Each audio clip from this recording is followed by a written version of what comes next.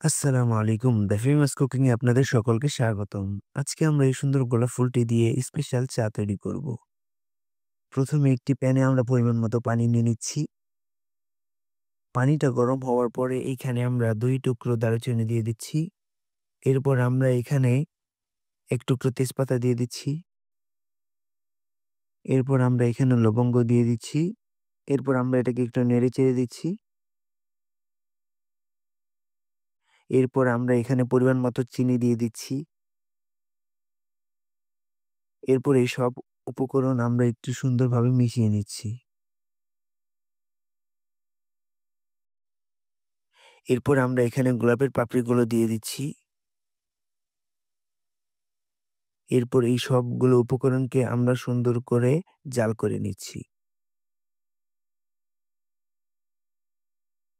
এই পর্যায়ে এটাকে আমরা চুলা থেকে নামিয়ে নিচ্ছি।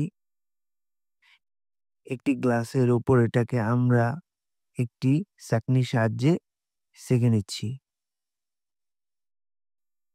চায়ের উপরে আমরা কিছু গোলাপের পাপড়ি ছিটিয়ে দিচ্ছি। তৈরি আমাদের স্পেশাল গোলাপের চা। আপনাদের কাছে ভিডিওটা কেমন লেগেছে অবশ্যই আমাকে কমেন্ট করে জানাবেন।